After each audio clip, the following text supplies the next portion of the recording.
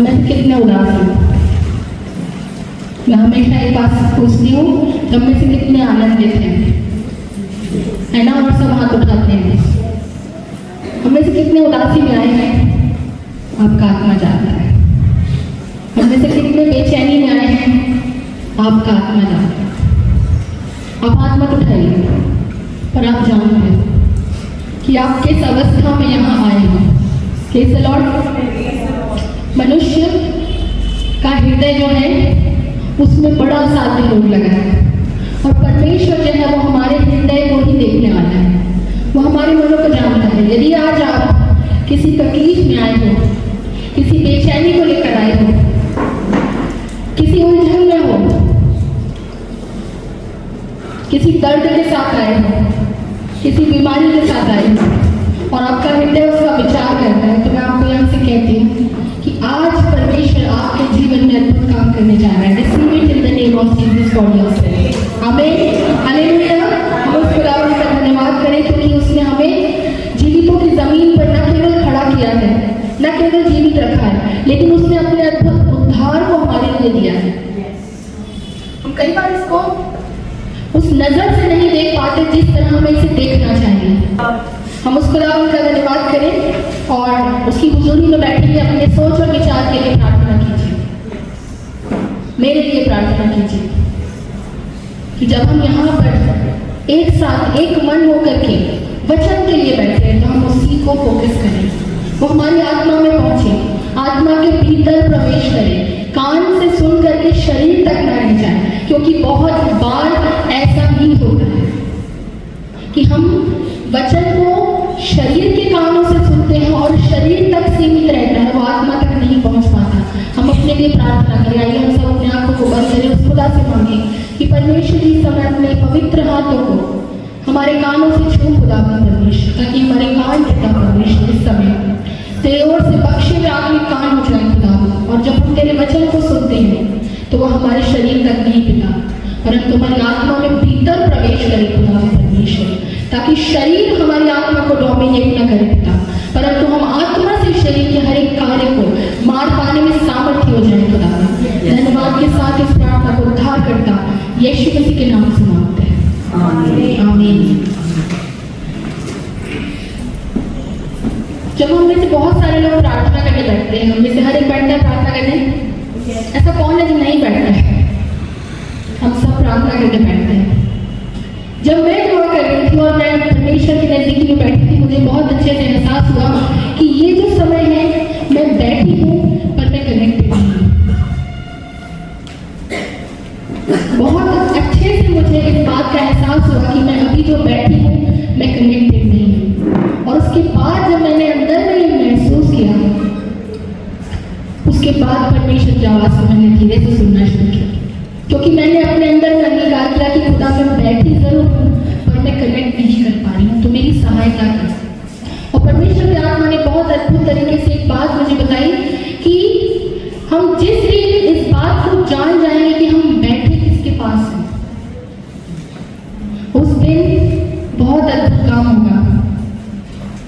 हम किसके पास जाते हैं, हम किसके पास बैठते हैं, हम किसके आगे घुटने टेकते हैं, क्या वो हमारे में से कोई एक है?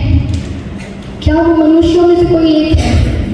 वो हम में से एक नहीं है, वो अलग है, वो अद्भुत है, वो सामर्थ्य परमेश्वर है।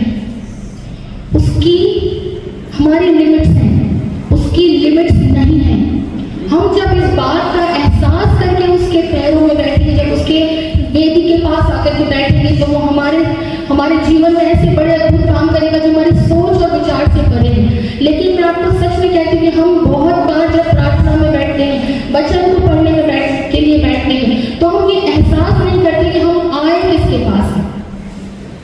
हम उसकी गहराई को नहीं जानते हैं और बैठते हैं और उठ जाते हैं, और जैसे खाली बैठते हैं वैसे ही खाली उठते हैं। लेकिन जब हम इस बात को समझ के बैठेंगे कि जिसके पास हम बैठे हैं वो एक्चुअली में है कौन, वो अद्भुत है, वो मनुष्यों में से एक नहीं है, उसकी लिमिट्स नहीं है, वो हर एक बात आपके लिए कर सकता है जो आप उससे प्रार्थना में मांग रहे हैं। हालेलुया। लेकिन जब हम ये एहसास करेंगे कि हमारा देने वाला है कौन, उसकी गहराई को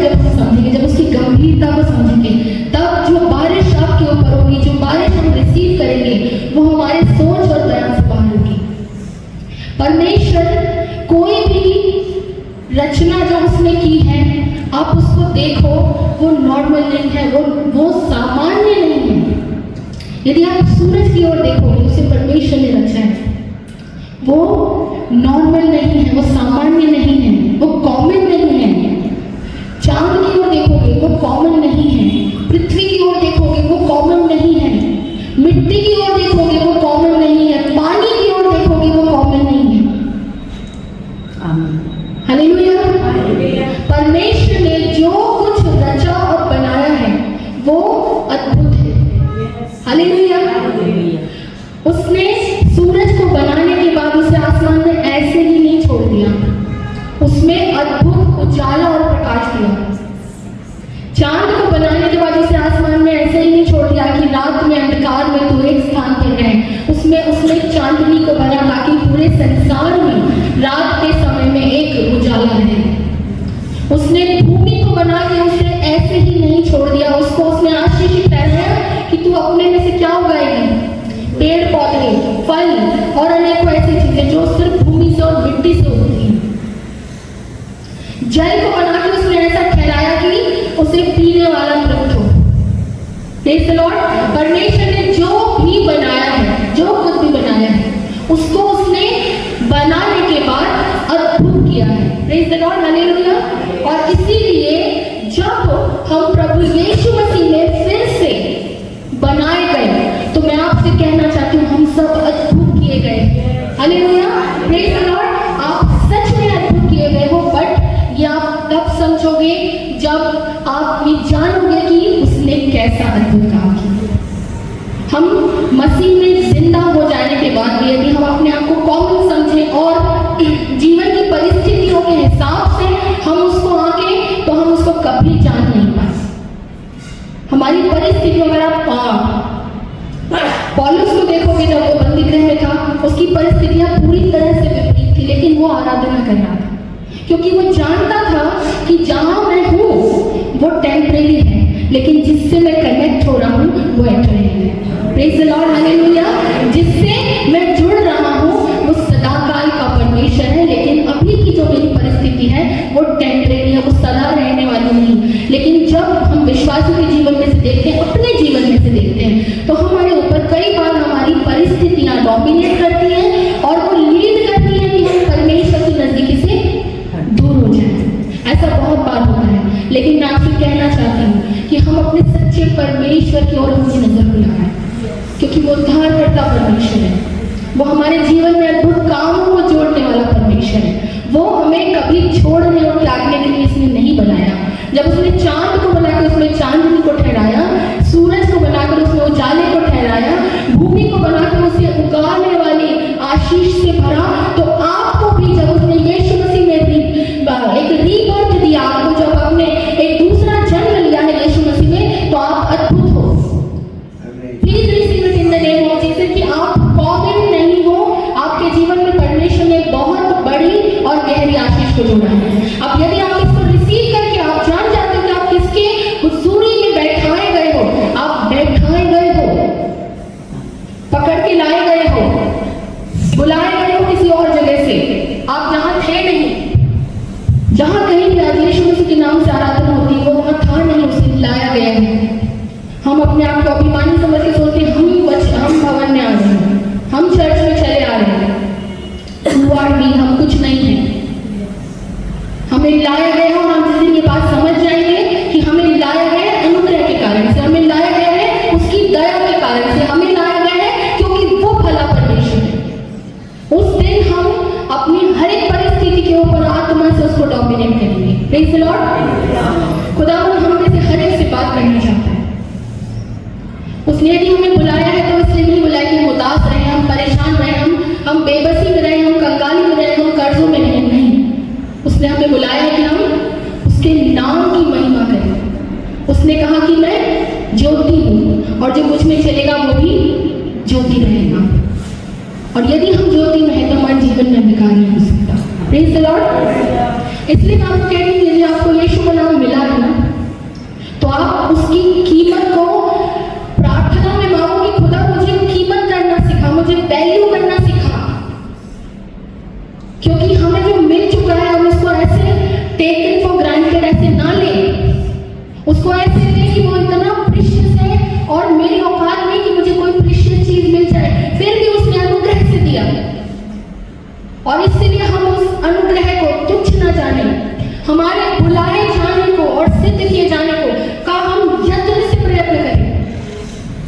क्योंकि उसने हमें इसलिए नहीं बुलाया कि हम उसमें आकर के और अपने जीवन में जिस तरह से हम चाहते हैं उसी तरह से जीते रहें, जिस तरह से हम चाहते हैं उसी तरह से हम अपने क्रियाकलाप करते रहें, वरना हम उस निकम्मी दाखलता के समान हो जाएंगे,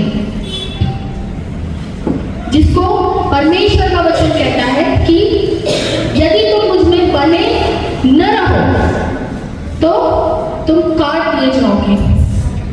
जो उसमें बना रहता है उसे वो छांटता है, लेकिन जो उसमें बना नहीं रहता उसे वो काट के अलग करता है ताकि नष्ट किया जाए। Praise the Lord, hallelujah. हम उस परमेश्वर का धन्यवाद करेंगे क्योंकि उसने हमें सच में ऐसी जगहों से वो लेकर हमें आया है हम जहां पे उसके नाम को जानते ही नहीं थे। यदि हम अपने जीवन में पलट के देखें, पीछे की ओर देखें, तो हम कहां से लाए गए हैं, हम किस जगह से लाए गए हैं। हमें यीशु का नाम नहीं दिया गया था और उसने अनुग्रह से, उसने दया से, भलाई के कारण, क्योंकि वो सच्चा जीवित खुदावंद है, उसने बड़े अनुग्रह से आपको वो नाम दिया है। आइए हम अब वचन में और आगे बढ़ेंगे। मैं आप सबसे चाहती हूँ आप मेरे साथ निकाल लीजिए जीवन की पुस्तक में से लूका उसका 16वां अध्याय।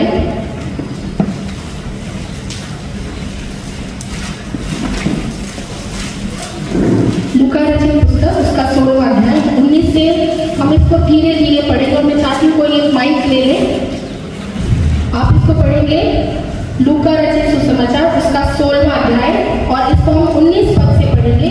और ये जो हम पढ़ने जा रहे हैं इसको हर एक ने एक बार ही बहुत बहुत बार पढ़ा होगा, हमें से हर एक ने इसे पढ़ा है, लेकिन आज हम इसमें से कुछ ऐसी बात अपने जीवन के लिए लेकर जाएंगे जो हमें सदाकाल के लिए उसका विश्वास योग्य बनाए कि यीशु हमें क्यों दिया गया है, उसका नाम हमारे जीवन में कितना बहुमूल्य है, क्यों हमें उसके आगे दंडवत किए रहना है। आज हम इसमें से सीखेंगे कुछ बातें। आप इसको पढ़े 19 पद। एक धनवान मनुष्य था जो बैगनी कपड़े और मलमल पहनता और प्रतिदिन सुख विलास और धूमधाम के साथ रहता था। लाजर नाम एक कंगाल घाव से भरा हुआ उसकी डेवड़ी पर छोड़ दिया जाता था और वह चाहता था कि धनवान की मेज पर की घूटन से अपना पेट भरे, यहाँ तक कि कुत्ते भी आकर उसके घावों को चाटते थे। यहाँ पे हमने पढ़ा कि दो मनुष्यों की चर्चा है, एक धनवान मनुष्य है और एक कंगाल मनुष्य है। धनवान मनुष्य के विषय में ऐसे लिखा है कि वो बैंगनी कपड़े पहनता था, मलमल के वस्त्र पहनता था और अपना जीवन किस तरह से वो बिता रहा था, सुख विलास में और धूमधाम के साथ में रहता था, है ना। लेकिन जो दूसरा मनुष्य है जिसका नाम दिया गया है, धनवान मनुष्य का कोई नाम नहीं है वहां पे, मगर इसका नाम है लाजर। लाजर एक मनुष्य था जो कि कैसा था, वो कंगाल था, घावों से भरा हुआ था और किसकी डेवड़ी पे छोड़ दिया जाता था, उस धनवान मनुष्य की डेवड़ी पर उसको छोड़ दिया जाता था, है ना। और आगे इसको पढ़िए 21 से। और वह चाहता था कि धनवान की मेज पर की घूटन से अपना पेट भरे, यहाँ तक कि कुत्ते भी आकर उसके घावों को चाटते थे। ओके, यहाँ पे ऐसे लिखा है कि वो चाहता था, जो कंगाल था वो ये चाहता था कि धनवान की डेवड़ी पे वो छोड़ दिया जाए और ऐसी उसकी स्थिति थी कि जो घाव उसके शरीर में थे उसको कुत्ते भी आकर के चाटते थे। यहाँ पे जब हम धनवान की स्थिति को देखते हैं तो उसके पास कोई कमी नहीं है, अपने सुंदर वस्त्रों से वो अपने आप को सजा के रखता है, धूमधाम से अपने जीवन को बिता रहा है, जहाँ जैसी इच्छा हो रही है वहां वैसे जाता है, जब इच्छा होती है जहाँ वहां से आता है और जो उसका मन करता है वो खाता पीता है, उसके पास हर एक वस्तु उपलब्ध थी। मुझे यहाँ ऐसा लगता है कि जो धनवान मनुष्य था उसका सारा जो हृदय है वो उन्हीं बातों में लगा हुआ था। वो अपने वस्त्रों की चिंता करता था, वो अपने भोजन की चिंता करता था, वो अपने सुख विलास की चिंता करता था, वो हर एक उस बात के ऊपर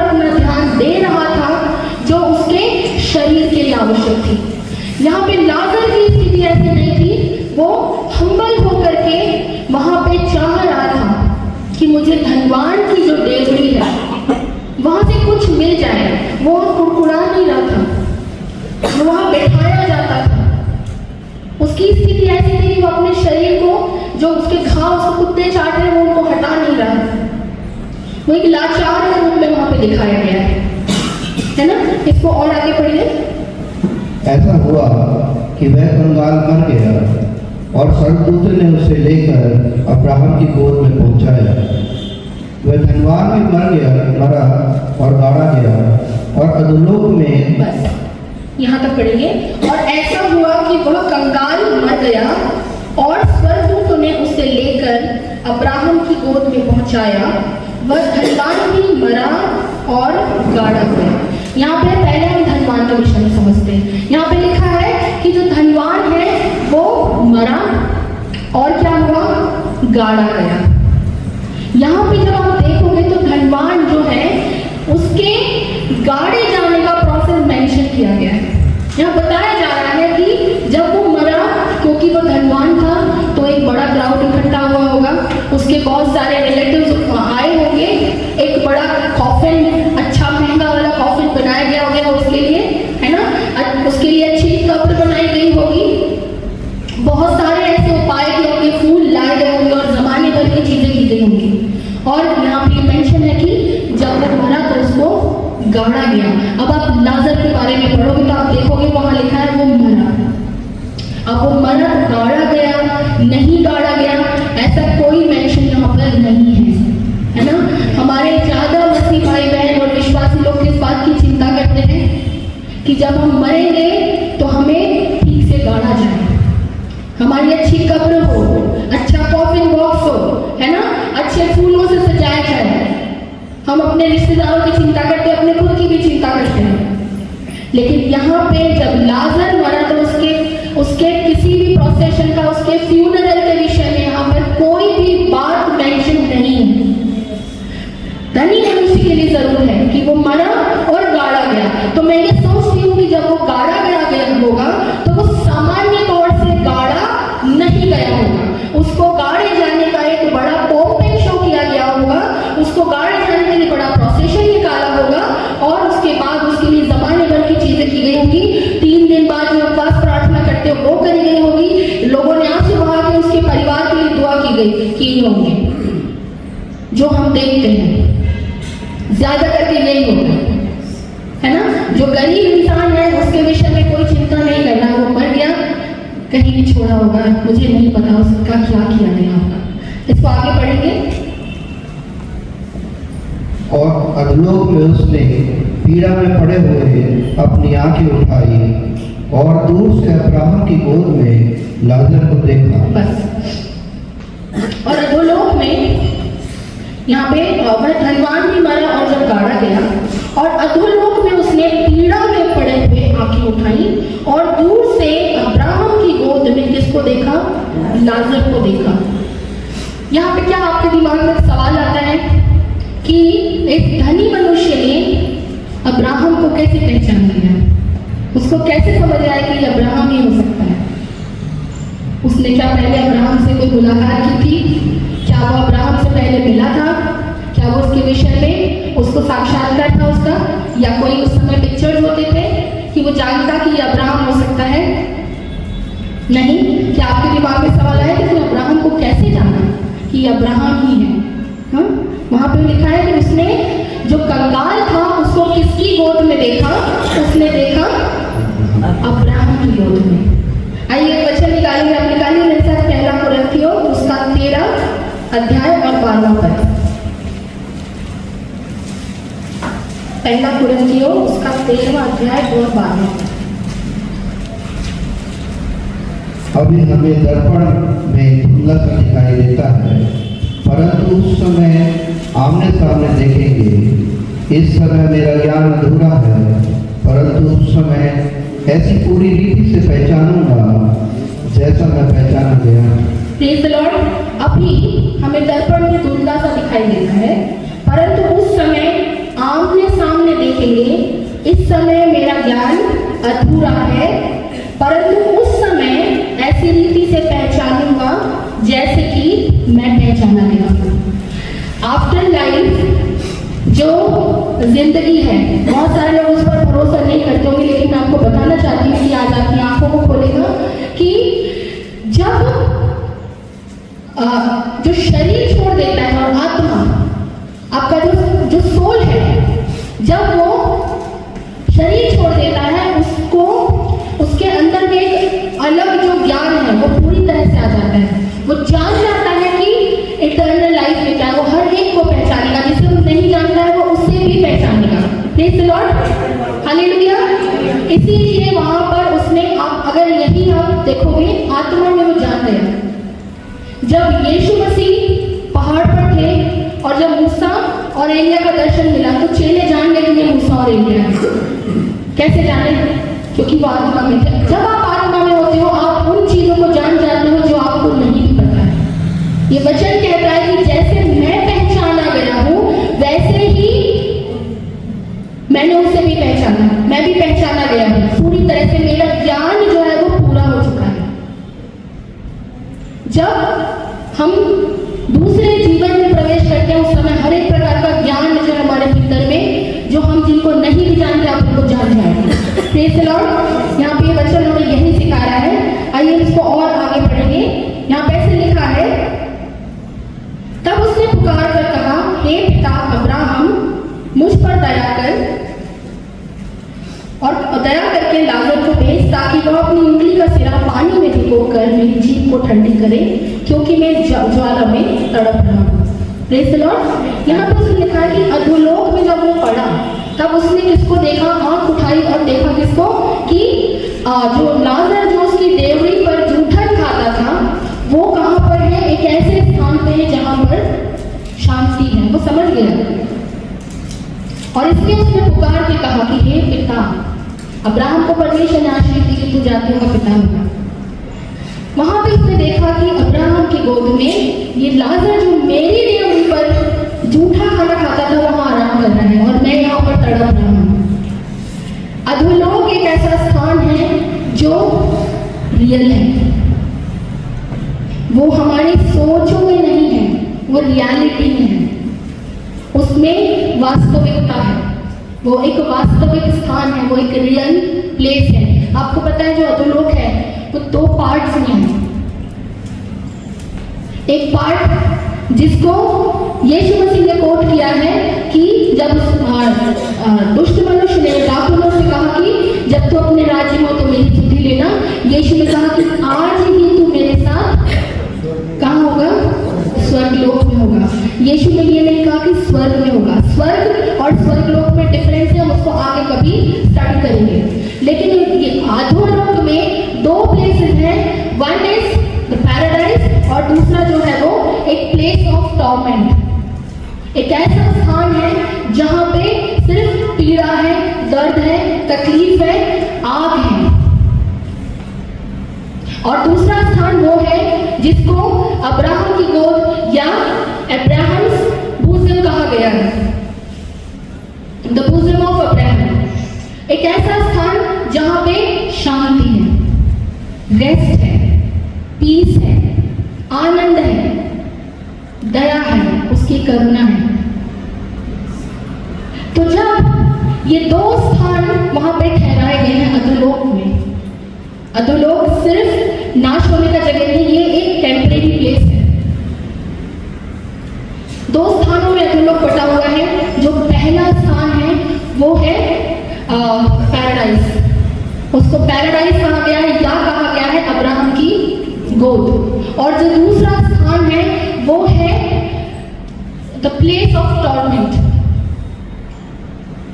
लेकिन ये दोनों जो स्थान है ये टेम्परेरी है, ये सदाकाल के लिए नहीं है। अब यहाँ पर जब धनी मनुष्य जो मरा, उसको बहुत अच्छे से गाला गया।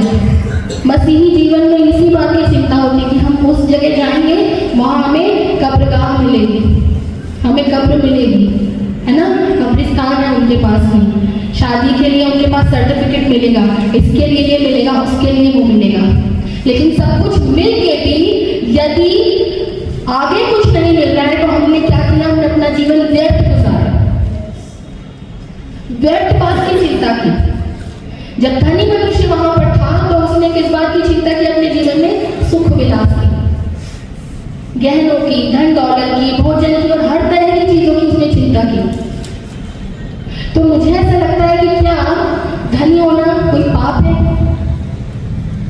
क्या ये सवाल आपके मन में आता है? मैं बहुत सोचती हूँ, जब मैं किसी वचन को पढ़ती हूँ तो मुझे ऐसा लगता है कि मैं इसको अपने दिमाग से भी सोचूं। परमेश्वर उसका ऐसा उत्तर देता है कि दैट्स सो ब्यूटीफुल।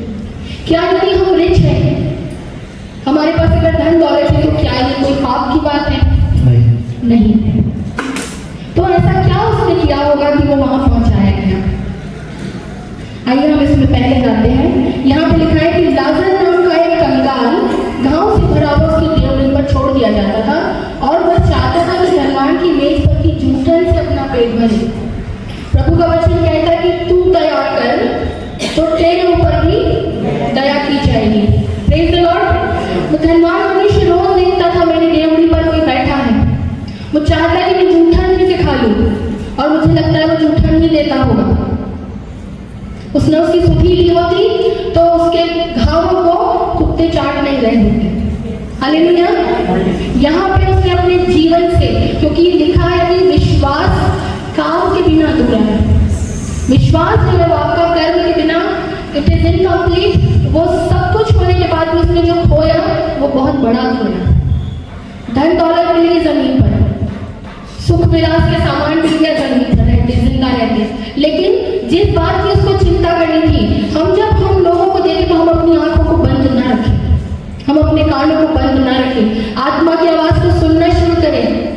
यदि किसी के ऊपर दया की जानी चाहिए तो करिए, क्योंकि उसका प्रतिफल बड़ा है ना। हम इस यहाँ से सीख सकते हैं कि प्रभु का वचन हमसे क्या चाहता है कि हम दयालु हो, क्योंकि वो दया करने वाला परमेश्वर है। यदि हम उसकी संतान हैं तो हमारे भीतर उसकी बातें होनी चाहिए।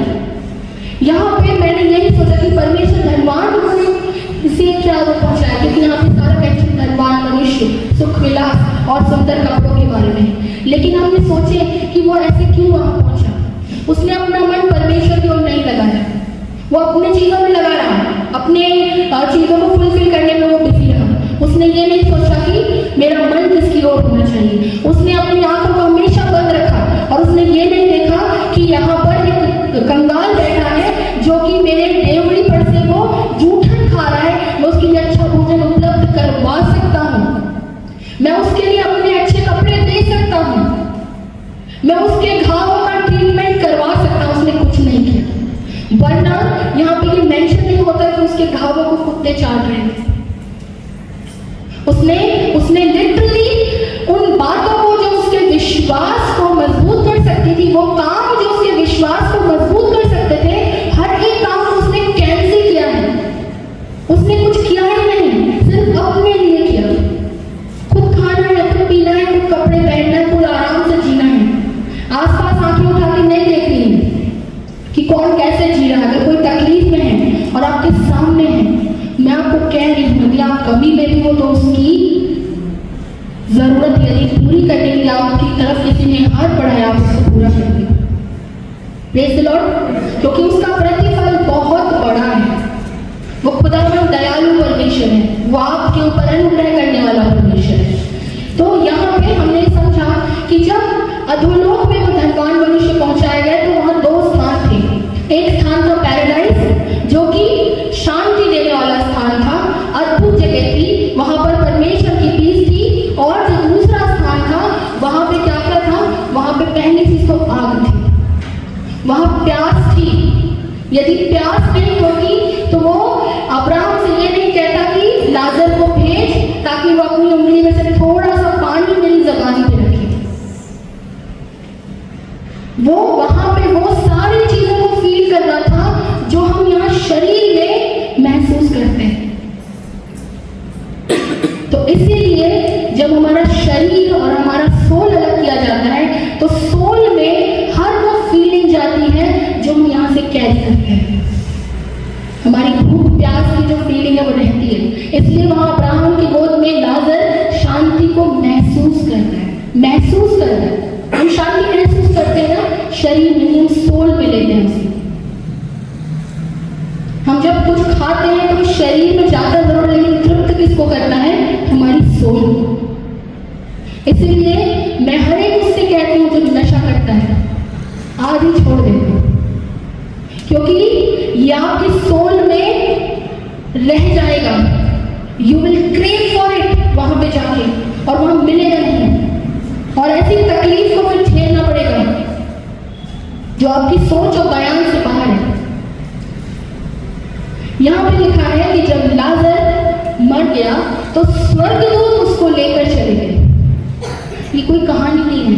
आप अगर थोड़ा और जाके YouTube में एक्सप्लोर करिएगा, वहाँ बहुत टेस्टिमनीज आप सुन लोगे जहाँ पे लोगों ने आफ्टर डेथ एक्सपीरियंस महसूस किया, वापस परमेश्वर ने उनके ऊपर भलाई की कि जाओ, अब तुमने देखा है, जाके जगत में इस बात को बताओ कि ये रियल है, ये कोई कहानी और कोई ऐसी किंवदंतियाँ नहीं है, सुनी सुनाई बातें नहीं है। दैट्स सो रियल, जो सबके साथ हो रहा है। तो यहाँ पे जब कोई मनुष्य मर जाता है ना, तो तुरंत, कुछ दिन नहीं लगते, तुरंत वहां पे लिखा है कि आज ही तू मेरे साथ स्वर्गलोक में होगा। आज यीशु मसीह खुद कह रहे हैं आज तू मेरे साथ स्वर्गलोक में होगा। यहाँ जब वो धनी मनुष्य मरा तो उसने आंखें खोली और क्या देखा? यहाँ जमीन पे मरा और कहाँ आंखें खोली? अधोलोक में आंखें खोल दी। और वो अधोलोक में आंखें उसने किस जगह खोली? उसने उस जगह खोली जो प्लेस ऑफ टॉर्मेंट था, जो प्लेस पीड़ादायक था। और लाजर ने जो आंखें खोली, उसने कहाँ खोली? उसने खोली पैराडाइज में, स्वर्गलोक में, उस स्थान पर जहाँ पे शांति थी, जहाँ पे आनंद था, जहाँ पे रेस्ट था। ऐसे स्थान पे नहीं जहाँ जलन था, जहाँ पीड़ा थी, जहाँ आग थी, ऐसे स्थान पे नहीं। लेकिन ये आंखें उन्होंने कब खोली आपको पता है? Right after the death. Time नहीं लगा उसमें, वो वहां तुरंत पहुंचाए गए।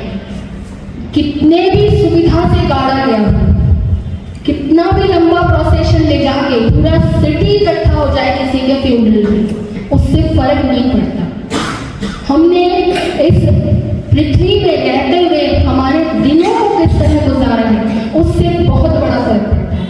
इसीलिए परमेश्वर कहता है अपने वचन में, वचन संहिता में, कि मुझे मेरे दिन गिनने की समझ दे, क्योंकि दिन को गिन के समझ के साथ में उसको जीना कितना जरूरी है।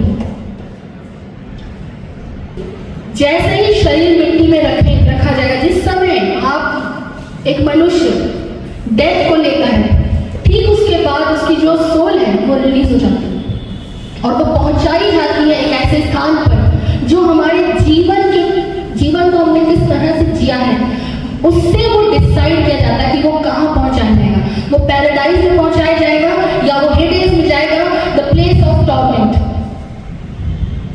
अब आप सोच के देखो कि हमारा इस पृथ्वी पर जीवन कितना इंपॉर्टेंट है। एक सांस जो परमेश्वर हमको बख्शता है कि तू आज भी जी, आज भी तू जिंदा रहे और मन फिरा, वो कितना इंपॉर्टेंट है। हम अपनी सांसों को कितने आसानी से आप लेके देखो, पता चल रहा है शरीर में सांस ले रहे हो, परमेश्वर ने ऐसी भलाई करी है कि ये हम एहसास भी नहीं कर रहे और हमें जीवित रख रहा है। बंद करके देखोगे तो पता चल जाएगा, नोजी को बंद करोगे ना तो 1 मिनट में पता चलेगा कि परमेश्वर ने कौन सी भलाई जीवन में जोड़ी है। हालेलुया।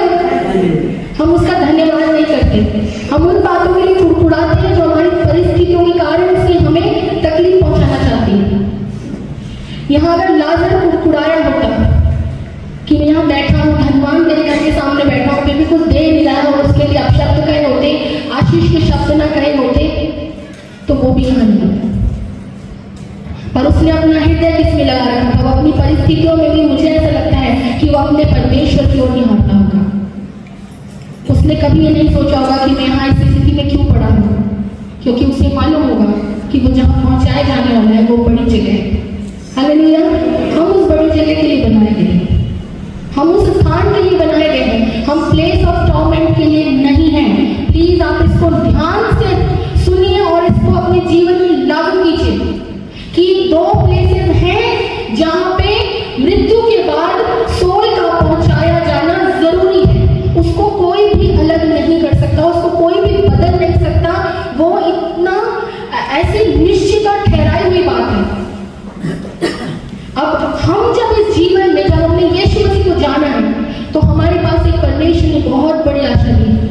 इसलिए मैं बार बार आपसे एक ही बात कहती हूँ कि यदि यीशु मसीह का नाम मिला है तो अपने जीवन में जागृत हो जाए, क्योंकि जो मिला है वो बहुत अद्भुत है। आप इसको देखोगे। Praise the Lord. यहाँ यीशु मसीह ने हमको समझाया है। अगर ये जरूरी नहीं होता तो यीशु मसीह इन बातों को नहीं कह रहे थे। इसमें आगे से लिखा है 25 से पढ़िए। परंतु अब्राहम ने कहा, हे पुत्र, स्मरण कर कि तू अपने जीवन में अच्छी वस्तुएं ले चुका है, वैसे ही लालच बुरी वस्तुएं, परंतु अब वह यहाँ शांति पा रहा है और तू तड़प रहा है। यहाँ पे लिखा है कि अब्राहम ने उससे कहा कि हे पुत्र, याद कर, मतलब जब सोल ऐसे स्थान पे चली जाती है जो अधोलोक का स्थान है, वहाँ सब स्मरण कर सकते हैं। हमने वचन में पढ़ा कि सारा ज्ञान उसमें पूरा कर दिया गया। हमने पहले कुरिन्थियों में पढ़ा 13-12 कि जो ऐसा पहचाना जाऊंगा जैसे कि मैंने उन्हें पहचाना है, उन्होंने मुझे पहचाना है। अब्राहम ने भी धनी को पहचाना और धनी ने भी अब्राहम को पहचाना। उसका ज्ञान जो था आफ्टर लाइफ वो पूरा किया गया था, है ना। यहाँ पे लिखा कि भाई तू स्मरण कर, याद कर तू क्या क्या कर चुका है। तूने सब आनंद ले लिया जो तू ले सकता था पृथ्वी पे। तूने अपने खूब शरीर की चिंता की। अब और लाजर उस समय दुखी था, तकलीफ में था। काश तूने उसकी चिंता की होती तो तू भी यहाँ होता। लेकिन वो कह रहा है कि तू स्मरण कर। इसका मतलब है कि हमारे सोल में हर एक जो बात है, वो मेमोरी जो फिट है, वो वहाँ रहेगी, हम उसको याद रखेंगे। मैं इसको आपको वचन से कोट करके बताऊंगी कि क्यों मेमोरी वहाँ पर रहेगी। उसने कहा, वैसे ही लाजर बुरी वस्तुएं, पर अब यहाँ शांति पा रहा है और तू तड़प रहा है। इन सब बातों को छोड़ हमारे और तुम्हारे बीच एक भारी गड्ढा ठहराया गया है, जो यहाँ से उस पार तुम्हारे पास जाना चाहे वे न जा सके और न कोई वहां से इस पार हमारे पास आ सके। आप चाहो तो आप इसको अंडरलाइन करें। यहाँ पे बहुत गहरी बात लिखी है कि यदि एक ऐसा गड्ढा या ऐसा गहरा गड्ढा जो है वो परमेश्वर ने ठहराया है कि उस गड्ढे को पार करना किसी के लिए भी संभव नहीं है। वो क्रॉस करने के लिए नहीं बनाया गया है। यहाँ इंग्लिश में से लिखा है कि there is a great gulf. उस गल्फ को कोई भी पार नहीं कर सकता है। जो उस तरफ है, जो प्लेस ऑफ टॉर्मेंट में है, वो पैराडाइज की तरफ नहीं आ सकता, और जो पैराडाइज में पहुंचाया गया है वो प्लेस ऑफ टॉर्मेंट की तरफ नहीं जा सकता। क्यों? क्योंकि परमेश्वर ने ऐसा भारी गहरा गड्ढा या गड्ढा वहां पे ठहराया है जिसको कोई क्रॉस नहीं कर सकता यदि वहां है। हालेलुया। यदि वहां है तो प्रेज़ द लॉर्ड। लेकिन यदि हम यहाँ हैं, यदि हम जीवित हैं, हमारे पास होप है। Praise the Lord. हमारे पास बड़ी होप है कि हम प्लेस ऑफ टॉर्मेंट में नहीं पहुंचाए जाएं, पर हम किधर पहुंचाए जाएं? पैराडाइज में। क्योंकि वो बहुत ये ठहराने वाला कौन है? वो स्वयं परमेश्वर है ना। उसने यहाँ पे ऐसा गड्ढा ठहराया है जिसे कोई क्रॉस नहीं कर सकता। पृथ्वी का जो निचला स्थान है ना, वो सच में दो भागों में बटा हुआ है।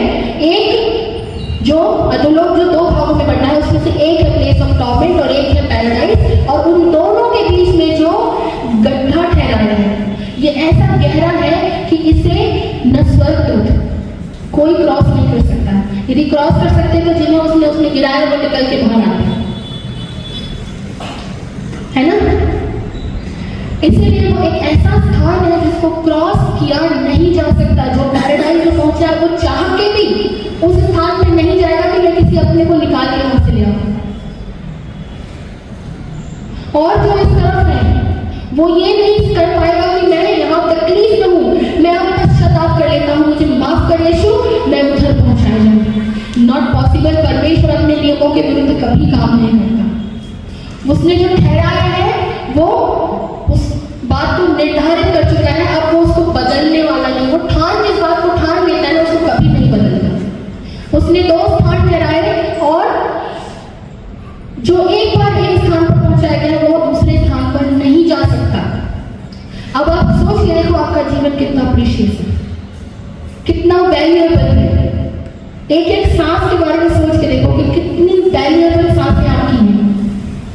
हम इनको किन बातों में इस्तेमाल करते हैं? क्या हम अपने जीवन को सिर्फ जीने में और आनंद करने में और सुख विलास में इसको गुजारें, या फिर अपने जीवन को हम यीशु मसीह के नाम से दें? तो मैं एक बात ये सोचती हूँ कि जब हमारी सोल जो ऑलरेडी पैराडाइज में पहुंची है, पहुंच गई, आमीन, हालेलुया। तो वचन ऐसे कहता है कि जब उसका बादलों पे आना होगा तो पहले कब्रें खुल जाएंगी और मुर्दे जी उठेंगे। तो एक सवाल आता है कि मुर्दे जी क्यों जिलाना है? जब सोल ऑलरेडी अब्राहम की गोद में है तो फिर कब्रों का खुलना क्यों है? यीशु मसीह के आने के बाद में वचन में लिखा है कि सबसे पहले कब्रें खुलेंगी और मुर्दे उठाए जाएंगे, उसके बाद हम जो जीवित हैं वो हम बदल जाएंगे। तो आपको पता है क्या होने वाला है? शरीर को तो चाहे एक बड़े कॉफिन में डाल के आप कब्र में गाड़ दीजिए या वो कहीं और डाल दिया जाए, जैसे कि लाजर के लिए कोई कब्र यहाँ पे मेंशन नहीं है, उसको वो मर गया, उसको मुझे नहीं पता मिट्टी में गाड़ा गया, कॉफिन में डाला गया या एक बड़े अच्छे प्रोसेशन के थ्रू उसको भूमि में रखा गया, there is no mention about it. But ये श्योर है कि जब यीशु मसीह आएंगे तो कब्रें खुल जाएंगी और जो शरीर वहां सो चुका है उसको परमेश्वर नया रूप देगा। Hallelujah, hallelujah. और उस नए रूप में जो सोल अब्राहम की गोद में है उसको वो मिलाएगा, एंड देन वी रीलिव। ये है, ये होने वाला है। Praise the Lord. ये क्या आपके अंदर में एक बड़ी अद्भुत मुझे ऐसा लगता है कि एक उत्सुकता और एक ऐसी आशा को उत्पन्न करता है। हम कितनी चिंता करते हैं ना कि हमारा शरीर ऐसे ही गड़ाया जाए, वैसे उस स्थान पे, इधर नहीं उधर, उधर नहीं उधर, इस कलर का बॉक्स होना चाहिए, उस कलर का क्रॉस होना चाहिए, ये लिखा जाना चाहिए कि भाई ये किस सन में पैदा हुआ, किस सन में इनको मृत्यु मिली। उससे कुछ फर्क नहीं पड़ना। आपने प्रभु यीशु मसीह को अपना उद्धारकर्ता ग्रहण किया है या नहीं किया है, इसी से डिसाइड होगा कि तुम पैराडाइज में पहुंचाए जाओगे या तुम प्लेस ऑफ टॉर्मेंट में पहुंचाए जाओगे। और जब उसका आना होगा तो शरीर चाहे सड़ा दिया गया हो, कॉफिन में न डाला गया हो, जल के भस्म भी हो गया होगा, लेकिन प्रभु के पास वो सामर्थ्य है कि वो आपके शरीर को वापस से बना लेगा और उससे वो सोल को, जो तुम्हारी सोल जो अब्राहम की गोद में है, हम सदाकाल के लिए उसके साथ हैं। इसीलिए जीते जी आपका जीवन बहुत, मैं बार बार इसलिए आपको ये बोल रही हूँ कि तुम्हारा जीना बहुत इंपॉर्टेंट है। जो हम सुबह उठ के बढ़िया से अपने जीवन में काम काज में लग जाते हैं और सोने के पहले एक दुआ कर लेते हैं और अपने आप को मना लेते हैं कि हमने वो कर लिया जो हमें करना था। एक एक सांस हमारी बहुत इंपॉर्टेंट है। एक एक सांस को वॉच करिए कि जब हम रह रहे हैं इस शरीर के अंदर में, हमारी जो सांस हमको जीवन दे रही है, तो ये शरीर क्या कर रहा है उस समय, हमारे सोच विचार क्या कर रहे हैं उस समय, हमारे शब्द क्या कर रहे हैं उस समय, हमारी आंखें क्या देख रहे हैं उस समय, हमारे कान क्या सुन रहे हैं उस समय। हर एक बात जो सांस के कारण से हमारा शरीर कर रहे हैं, वो सांस ले ली जाएगी। वो शरीर को सुला, जिसके लिए इतनी चिंता हो रही है, वो सुला दिया जाएगा जब यीशु मसीह का दोबारा आगमन होगा, उसको उठाया जाएगा, या तो सदाकाल की तकलीफ के लिए या फिर आनंद के लिए, पर शरीर को तो परमेश्वर फिर से उठाएंगे।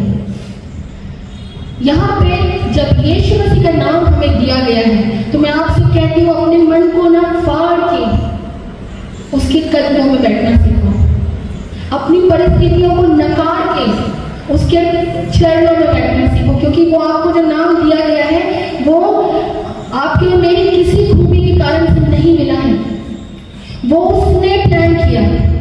उसका वचन कहता है कि तुम्हें मैंने माँ के गर्भ में से मैं तुम्हें जानता हूँ, तुम्हारा एक एक अंग मेरे जीवन की पुस्तक में लिखा हुआ है। तो हमारा जीवित रहना कितना इंपॉर्टेंट है कि जब हम जिए तो हम उसके लिए जिए, यीशु के लिए जिए। तो जब परमेश्वर ने ऐसा भारी गड्ढा ठहराया जिसको कोई क्रॉस नहीं कर सकता, एक बार जो जिधर पहुंचाया गया वही रहने वाला है।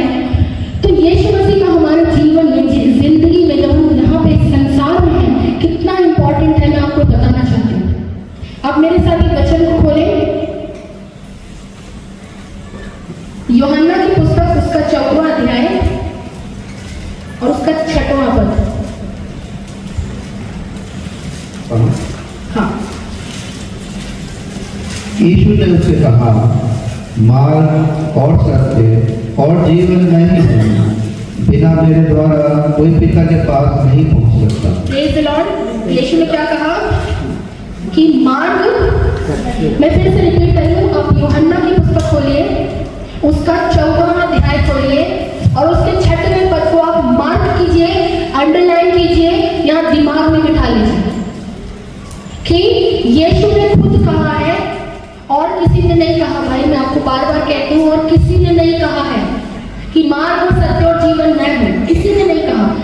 जिसने कहा है उसके पास अथॉरिटी है, उसके पास अधिकार है, उसके पास पावर है। इसीलिए उसने कहा कि मार्ग और सत्य और जीवन मैं ही हूँ, बिना मेरे द्वारा कोई पिता के पास नहीं पहुंच सकता। यीशु परमेश्वर और हमारे बीच में एक ब्रिज के समान है। यदि हमें परमेश्वर के स्थान पे पहुंचना है, जो कि पैराडाइज परमेश्वर ने ठहराया है, वहां तक पहुंचने का यदि कोई रास्ता है तो वो केवल और केवल एक है, और वो रास्ता है प्रभु यीशु मसीह। हालेलुया। वो रास्ता है यीशु मसीह के नाम का अंगीकार करना। सिर्फ उसका अपने जीवन में होना नहीं। आप अगर एक क्रिश्चियन घराने में पैदा हुए तो ये मान के मत बैठ जाना कि आप पैराडाइज में ही पहुंचाए जाने वाले हैं। और यदि आप किसी अन्य जाति परिवार में पैदा हुए फिर भी आपने यीशु को ग्रहण किया तो धन्य हो तुम कि तुम्हारे लिए बड़ा परमेश्वर ने एक ऐसी भलाई को उत्पन्न किया, क्योंकि बहुत सारे ऐसे हैं जो अभी तक यीशु के नाम को नहीं जानते। अगर आज आपको और मुझको, चाहे हम कहीं से भी आए हों, किसी भी परिवार से आए हों, किसी भी घराने से आए हों, यदि आज यीशु मसीह का नाम आज मेरे पास है, आपके पास है, तो आपके लिए बड़ी धन्य आशा है कि आपको परमेश्वर से मेल मिलाप करने के लिए एक ऐसा मेल मिलाप ऑलरेडी बलिदान हो चुका है, सर्वकाल का बलिदान, जो एक बार में उसने दिया है अपने लहू को बहा के। हमारे हर एक पाप को उसने अपने ऊपर इसीलिए ले लिया ताकि हम एक ऐसे स्थान में न पहुंचाए जाए जहां से परमेश्वर से मेल मिलाप हमेशा के लिए खत्म हो जाता है। हालेलुया।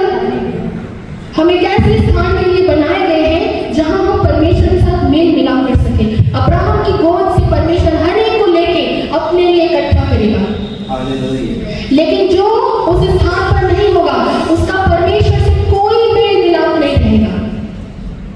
क्या ये बात आपकी आंख खोलने के लिए काफी है? हालेलुया। ये बहुत है कि यीशु ने कहा कि मार्ग और सत्य और जीवन मैं ही हूं, बिना मेरे द्वारा कोई पिता के पास नहीं पहुंच सकता। अब वो मनुष्य चाहे कुछ भी करे, लोट लगा के ऊंचाई पर चला जाए, घुटनों के बल चलता चलता कहीं चला जाए, आग के ढेर में से चले के अपने आप को प्रूव करे, ये सब व्यर्थ है। लेकिन यदि तुम सिर्फ एक नाम को पुकारोगे, जो कि सामर्थी नाम है, जिसने अपने लहू का बलिदान तुम्हारे पापों के लिए किया है, वो नाम है केवल यीशु मसीह का नाम। यदि तुम सिर्फ उसको अपनी आत्मा से ग्रहण कर लोगे कि यीशु तू मेरा उद्धार करता है, तेरे कारण से मेरे पाप माफ हुए, तूने जो लहू बहाया उससे मेरा उद्धार हुआ है, वही पल आपको उद्धार दे देगा। वरना वो डाकू जिसने कहा कि तू अपने राज्य में जब तू आए तो मेरी सुधि लेना, यीशु ने कहा कि आज ही तू मेरे साथ स्वर्गलोक में हो। He has authorities and powers. उसके पास अधिकार है, वो अधिकार से बोलने वाला परमेश्वर है। वो कोई कथा कहानी में आपको भ्रमित करने के लिए नहीं आया। उसने आपको 1000 के रिचुअल्स नहीं दिए कि ये वाला दिन मानना, उस कलर के कपड़े पहनना, ये वाला धागा बांधना और इस जगह जाना, 2 दिन सोना मत, 4 दिन खाना मत खाना। उसने कुछ भी नहीं कहा। उसने एक सिंपल सी बात कही कि मार्ग और सत्य और जीवन मैं हूँ, और बिना मेरे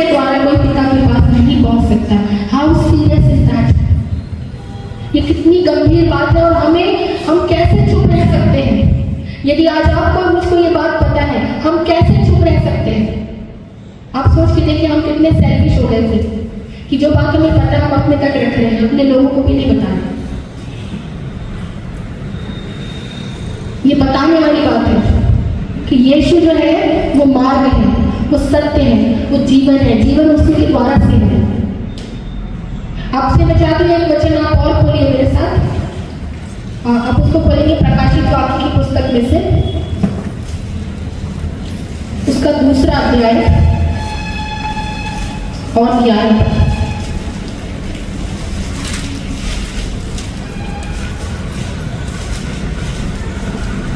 जिनके कान हो वह सुन ले कि आत्मा कलीसियों से क्या कहता है।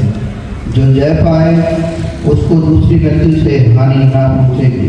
Praise the Lord. यहाँ पे लिखा है कि आत्मा कलीसियाओं से क्या कह रहा है कि जिसके कान हो वो सुन ले। अब यहाँ पे कान हम सबके पास हैं, कोई बिना कान के यहाँ नहीं आया है, लेकिन यहाँ जिस कान की बात हो रही है वो आपका आत्मिक कान है। अपने आत्मिक कान से सुनो क्या कि जो जय पाएगा उसके लिए दूसरी मृत्यु से कोई हानि नहीं है।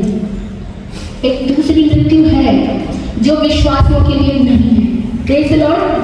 क्योंकि यदि हम जय पाए, हम किस पर जय पाए? हम संसार की बातों पे जय पाए, क्योंकि यीशु ने उस पर जय पाई। उसने हर एक बात को के ऊपर वो विजयी ठहरा है। वो मृत्युंजय परमेश्वर है, उसने मृत्यु के ऊपर जय पाया। यदि हम उसके समान अपने जीवन में संसारिक बातों से जय पाते हैं तो हमारे लिए दूसरी मृत्यु नहीं है। हालेलुया।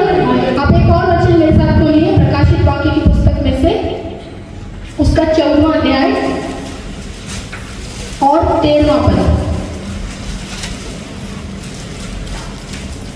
फिर मैंने स्वर्ग से यह शब्द सुना, लिख जो मृतक प्रभु में मरते हैं वे अब से धन्य हैं।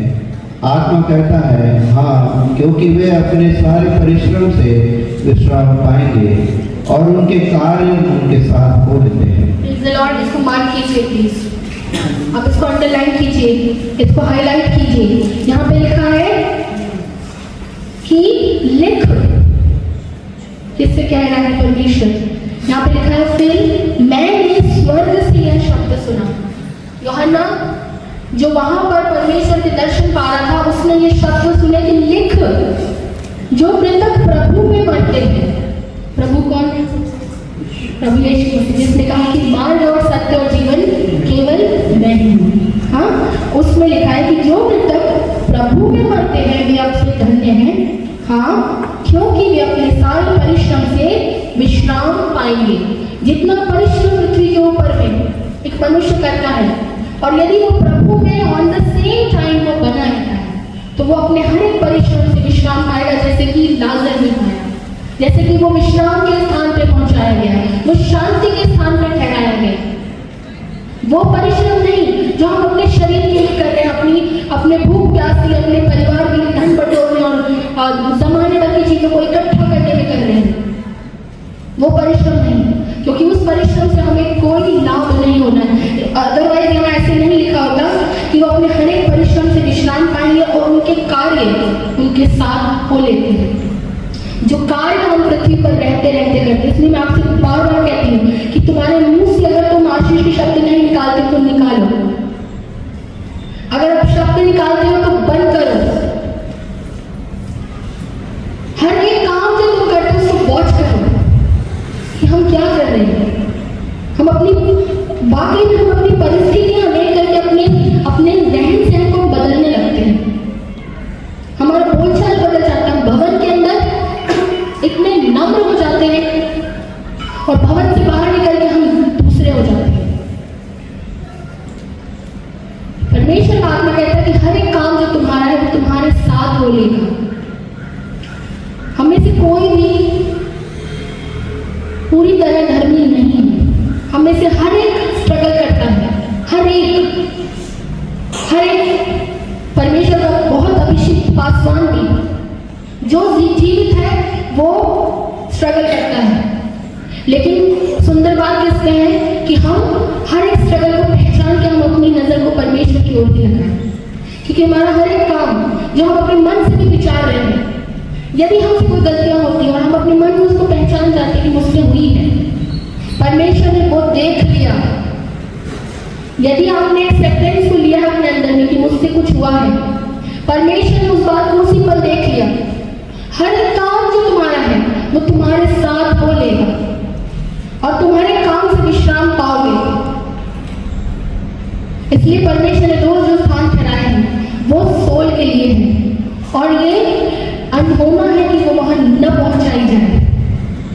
ऐसा हो नहीं सकता कि जैसे ही किसी मनुष्य की डेथ हुई तो उसकी सोल जो है वो जो दो ठहराए हुए स्थान है उनमें से किसी एक में ना पहुंचाई जाए, ये अनहोना है।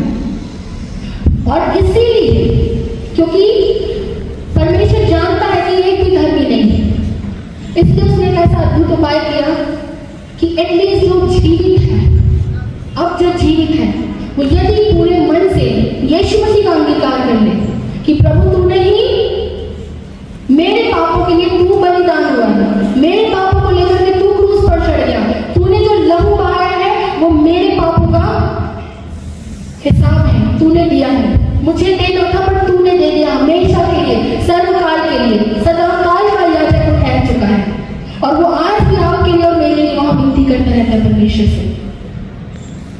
इसलिए मैं आपको यहाँ से कहती हूँ कि जब आज हमने इस वचन को सुना है, हम में से कोई भी अपनी जीवन की हर एक स्थिति में अपनी नजर कहाँ रखे? यीशु पर, क्योंकि यदि यीशु पर हमारी नजर है, यदि परमेश्वर के साथ हमारा मेल मिलाप है, तो हम आनंद के लिए बनाए गए, शांति के लिए बनाए गए। क्योंकि ऐसा सच में नहीं होगा कि कोई मनुष्य मरे और उसकी सोल जो है ऐसे स्थान में ना पहुंचाई जाए जो परमेश्वर ने ठहराया है, पर हमारे जीवन में, हमारे जीवित रहते रहते यदि हमने यीशु मसीह का अंगीकार किया है, तो मैं विश्वास से कहती हूँ कि हम उस स्थान के लिए जो परमेश्वर ने जिसको कहा कि आज ही तू मेरे साथ स्वर्ग लोक में होगा। आमीन। आइए हम सब अपनी आंखों को बंद करेंगे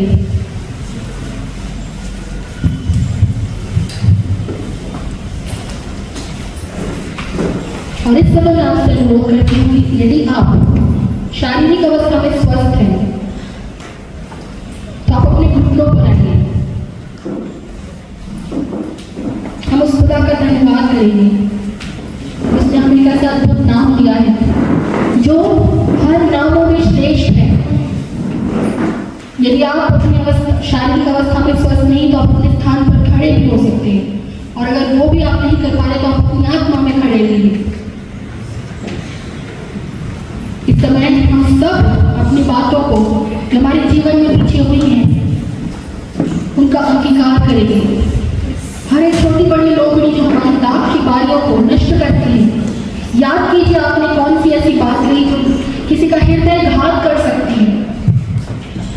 याद कीजिए ऐसी क्या बातें देखी जो आंखों से जो हमारे शरीर को अनेकों अनेक लालसाओं में फंसाती, जैसे कि वो धनी मनुष्य था। हम याद करें कि हमारे सोचों और विचारों में हमने कैसी बातें की हैं, हमने अपने प्रिय लोगों के लिए क्या कहा है, हमारे जीवन का कौन सा ऐसा कार्य था जो हमारी आत्मा भी जानती थी कि ठीक नहीं है, फिर भी हमने किया है।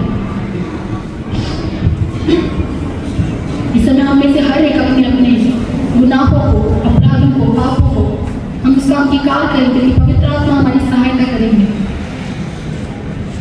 प्रभु का वचन कहता है कि जहाँ 2 या 3 उसके नाम से इकट्ठा होते हैं वहां वो मौजूद होता है।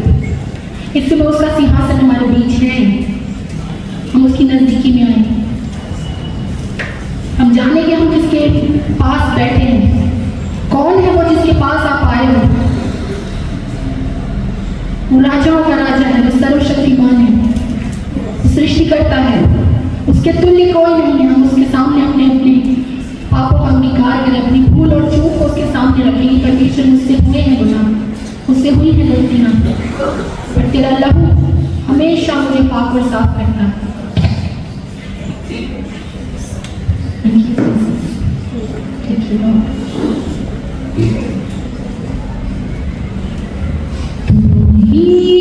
भरोसा मेरा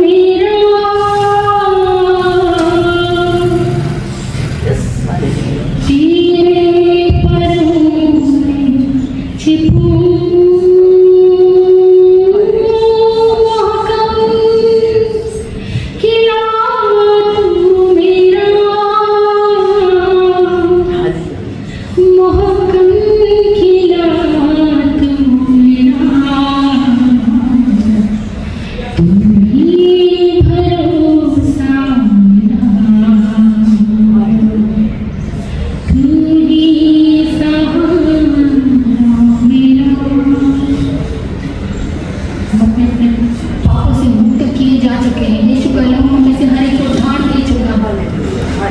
मौत की साई में बैठे थे पर उसने अपने हाथ को बढ़ाया, हमें आग की भट्टी से बाहर निकाला है। मौत के साए की वादी और भट्टी से निकाला है तुमने। मौत के साए की वादी और भट्टी से निकाला है तुमने। जान का लंगर इतने यहोवा खुदा,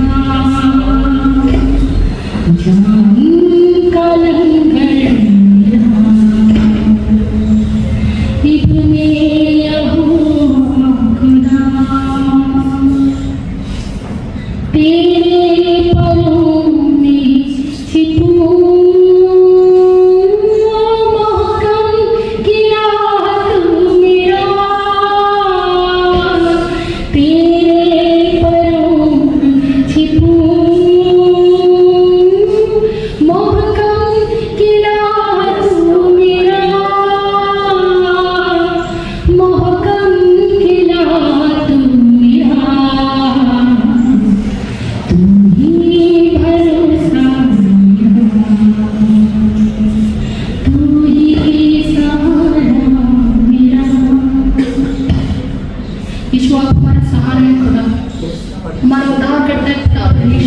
हमारे छिपने का दृढ़ और मजबूत किला है, एक ऐसा किला जिसे कोई भेद ही नहीं सकता। तूने हमें अपने भीतर छुपा लिया है खुदा। तेरा पवित्र लहू हमें से हर एक की निगरानी करता, हमारी रक्षा करता है। और तूने एक जो बलिदान हमारे लिए दिया खुदा, उससे हम सदाकाल के लिए तेरे राज्य के वारिस ठहराए हैं खुदा। हम आपका धन्यवाद करते हैं। इस समय कलीसिया आप चाहते हो आपके लिए कुछ किया जाए, इस परमेश्वर की वेदी के सामने आप अपने लिए इन बातों को मांगिए जो आपकी आत्मा को बंधन करती हैं, जो आपकी आत्मा को परमेश्वर की आशीषों से भर देती हैं। आप अपने सांसारिक जीवन के लिए मांगिए। यदि आपके पास धन की कमी हो आप उस खुदा से मांग सकते हो। यदि आपकी थैली में छेद हो आप उस खुदा से कह सकते हो। यदि आप कर्ज में दबे हो आप उस खुदा से बता सकते हो। वो आपको हर एक बात से निजात देने के लिए इस समय तैयार परमेश्वर है। यदि आप अपने घर को बनाना चाहते हो, आप अपने लिए भूमि को खरीदना चाहते हो, आप अपनी बीमारियों से निजात पाना चाहते हो, आप उस खुदा से कहो, वो आपके लिए करने वाला है। जो बातें मनुष्य के लिए संभव है वो हर एक बात प्रभु यीशु के लिए, परमेश्वर के लिए संभव बात है। हम उससे मांग सकते हैं। उसका वचन कहता है कि मांगोगे तो तुम्हें दिया जाएगा। हम उससे मांगे, हम अपने आत्मिक जीवन के लिए मांगे, आत्मिक आशीषों के लिए मांगे, हम उससे सामर्थ्य को मांगे, हम उससे अभिषेक को मांगे, क्योंकि वो देने वाला परमेश्वर है। ये वे बात है जो संसार में कोई हमें दे नहीं सकता, केवल यीशु मसीह का पवित्र आत्मा हमें दे सकता है। हम उससे सामर्थ्य को मांगे। हम में से हर एक को सामर्थ्य से भर दे खुदा। हमारे हाथों को परमेश्वर को आशीषित ठहरा। हमारे कर्जों को हमेशा के लिए कैंसिल कर दे खुदा परमेश्वर। हमें से प्रत्येक की नौकरियां तेरे नाम से आशीषित हो खुदा। हर एक का बिजनेस परमेश्वर जी तेरे नाम से बलवंत हो खुदा परमेश्वर। इस कलीसिया का एक एक जनपिता इनके हाथों को मैं उठा के तेरी वेदी के पास लाती हूँ। हर एक के हाथ को तू परमेश्वर जी देने वाले हाथ में बदल दे खुदा परमेश्वर। हर एक के हाथ को तू देने वाले हाथ में बदल खुदा परमेश्वर। ये कलीसिया बढ़ती है खुदा, इसमें कोई कमी घटी नहीं खुदा। तूने प्रत्येक का कटोरा पिता परमेश्वर मुहाऊ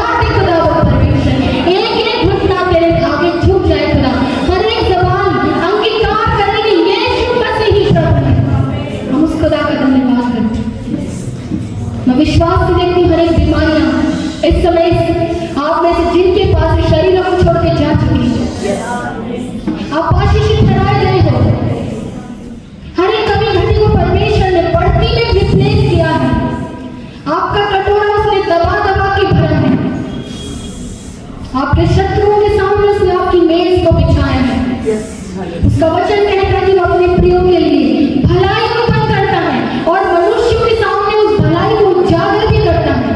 आपके जीवन की भलाई छुपी नहीं रहेगी, वो हर एक देखने पाएगा जो प्रभु में नहीं है, वो हर एक देखने पाएगा।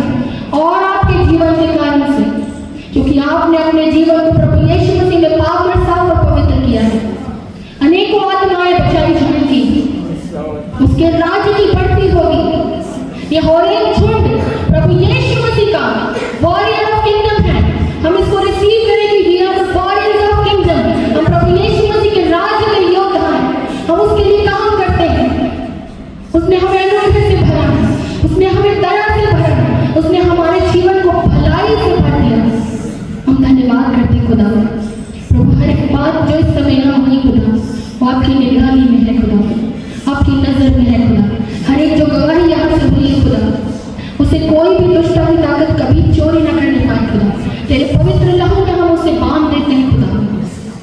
हर एक के जीवन से तेरी आशीषों को परमेश्वर जी हम पवित्र लहू में सिक्योर करते हैं खुदा। तूने हमें से हर एक को परमेश्वर जी अद्भुत कामों के लिए बुला लिया है खुदा परमेश्वर। अब हमें से कोई भी परमेश्वर जी जीवन की किसी भी निकम्मेपन से परमेश्वर जी भरा न रहे, परंतु पिता जब तेरे वचन में